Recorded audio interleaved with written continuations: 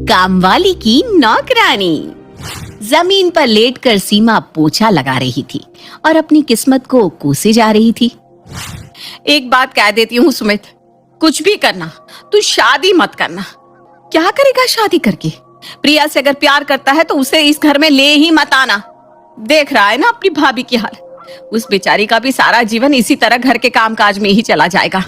और इतने में ही सीमा का पति शिव गीले फर्श पर से जूते पहनकर ऑफिस के लिए बाहर निकल जाता है, जिसे देखकर गुस्से में पोछा वहीं छोड़कर सीमा खड़ी हो जाती है। घर का एक काम भी करते हो क्या तुम? कम से कम जो कर रहा है उसे तो करने दो। कितनी मुश्किल से पोछा मारा था मैंने।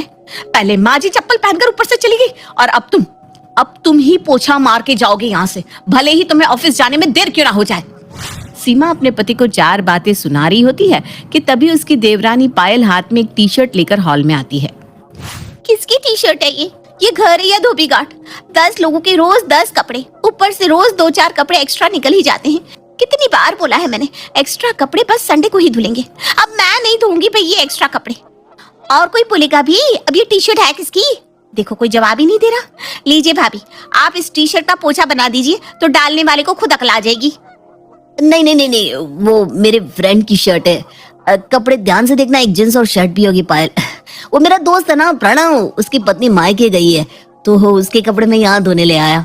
हाँ, जैसे हमारे यहाँ तो धोबी घाट खुला हुआ है ना, उस पर दया आ गई तुम्हें, अपनी बीवी पर नहीं आती। इन लोगों को समझाने का कोई फायदा नहीं है पायल। ये हमारी तकलीफ कभी समझ नहीं सकते, क्योंकि इन लोगों को कुछ करना नहीं पड़ता ना।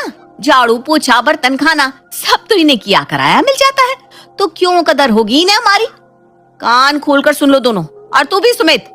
अब अगर इस घर में काम वाली नहीं आई तो ना मैं काम करूंगी और ना पायल को करने दूंगी। 2 देवर, एक देवरानी, सास, ससुर और एक ननद, इन सभी के लिए खाना बनाने से लेकर उनके पर्सनल चॉइसेस का ध्यान रखना और साथ ही साथ घर के बाकी सभी काम भी, जैसे कि झाड़ू पोछा बर्तन कपड़े वगैरह, सब कुछ सीमा और पायल को ही करना पड़ता था, जिस कारण हम दोनों ही बड़ी परेशान हो गई थी। और दोनों ने ठान लिया था कि अब जब तक घर में काम वाली नहीं आएगी दोनों काम नहीं करेंगे।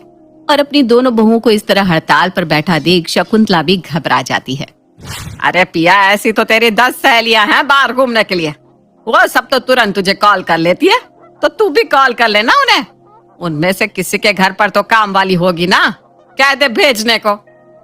सुबह से वही तो कर रही हूँ मम्मी, पर किसी की काम वाली आने को तैयार ही नहीं हो रही।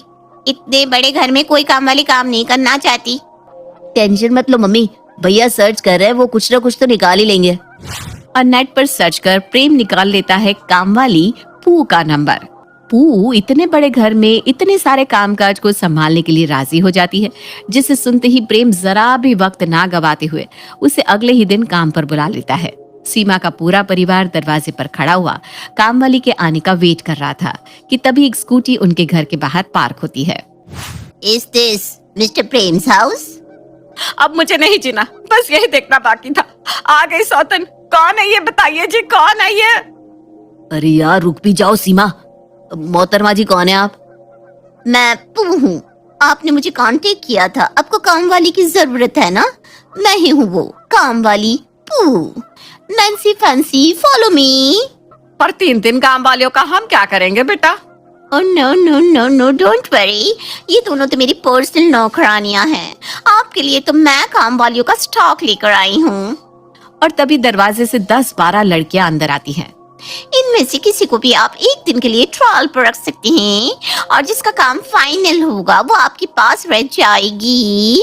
और हाँ, काम वाली तो आपकी मैं ही रहूंगी। मेरे साथ नैन्सी भी यहाँ रहेगी और जिस काम वाली को आपने काम करवाने के लिए चुना है वो भी यहाँ रहेगी। घबराइए मत, पेमेंट आपको सिर्फ मेरी ही करनी है ऑफिशियली।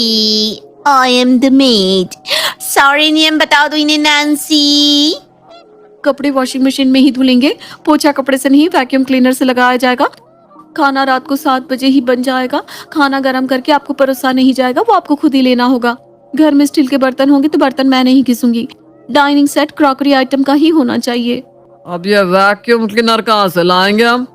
मेरी शादी में वो बिमला आंटी ने वैक्यूम क्लीनर दिया था ना मम्मी जी, आपने कभी हमें इस्तेमाल करने नहीं दिया, इसे ही निकाल के दे दो। और फाइनली डील ब्रेकर बन जाता है वैक्यूम क्लीनर और बन जाती है पू सीमा के घर की काम वाली। पू आराम से सोफे पर पैर चढ़ाए नैन्सी से कहती है, गो ब्रिंग अ ग्लास का hot water for me. Nancy जब किचन में जाती है तो फैंसी बाकी घर वालों के लिए खाने की तैयारी कर रही होती है। ये सब बाद में कर लेना, तू मैडम के लिए गर्म पानी कर, वो ज्यादा जरूरी, तू जानती है ना उन्हें। नैन्सी पू को गर्म पानी करके देती है। तभी I want to eat something sweet.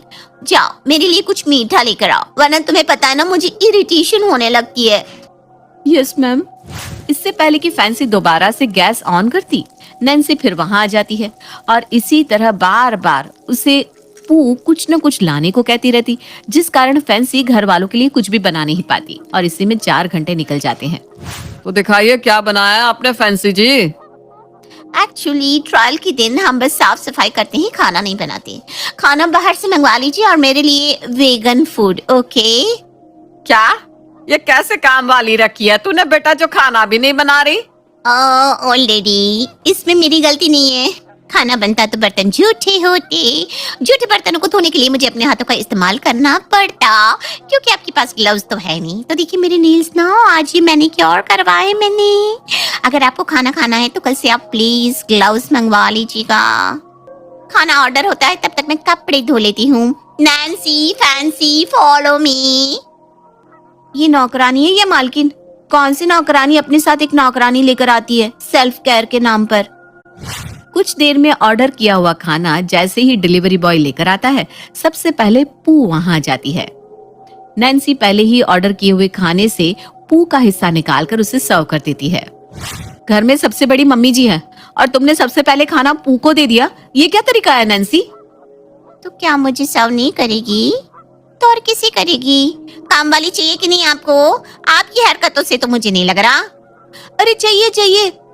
तो शांति से मुझे मेरे ढंग से काम करने दीजिए।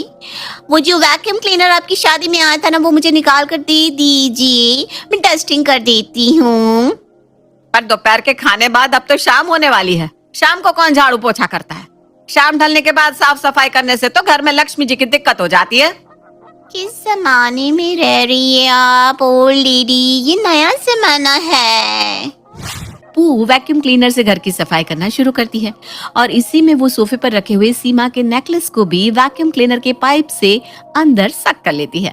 और ये सिलसिला ऐसा शुरू होता है कि हर रोज चलता ही रहता है। 1 महीने के अंदर 40 छोटी मोटी चीजों का वैक्यूम क्लीनर के अंदर सकिंग हो जाता है। देख लिया रखकर काम वाली को, जितना काम नहीं किया आने के बाद उसने उससे ज्यादा चीजों की तो हेरा फेरी कर दी।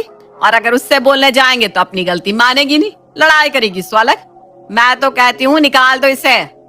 बहुत ट्राई कर लिया मम्मी जी, पर ये इस तरह निकलने वालों में से नहीं है, हमें कोई और ही पैतरा आजमाना पड़ेगा। पू को निकालने के लिए सीमा अपना दिमाग चलाना शुरू करती है और उसे एक आइडिया मिल जाता है। वो चुपके से नैन्सी और फैंसी के पास अलग अलग जाती है। उफ, कितना काम करना पड़ता है ना तुम्हें नैन्सी। इस काम के लिए कम से कम 20,000 तो बनते हैं। नहीं नहीं, उतने नहीं मिलते। इस काम के लिए मुझे सिर्फ 2,000 देती है मैडम। क्या? बस 2,000? हमसे तो वो 25,000 लेती है। उसका सारा पर्सनल काम तो तुम करती हो, वो करती ही क्या है? अच्छा छोड़ो, ये तुम दोनों का आपस का मामला है, मैं आ चलती हूँ। इसके बाद सीमा जाती है फैंसी के पास।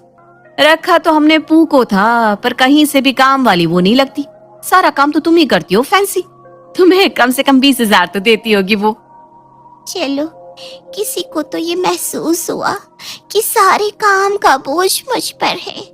वैसे पू मैडम मुझे 1,000 रुपए एक घर के देती है। क्या?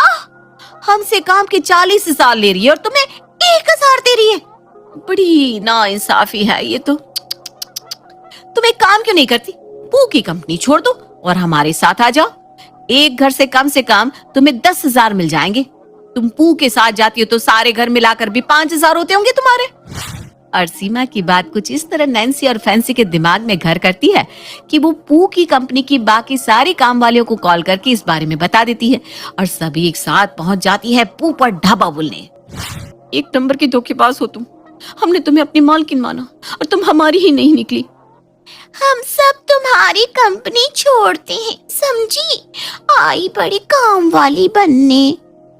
तो मैडम, आप निकल रही हैं यहाँ से या इन सभी को ठगने के आरोप में तुम्हें जेल पहुंचा दूं? और पू ऐसा घबराती है कि दम दबाकर अपनी स्कूटी लेकर भाग जाती है।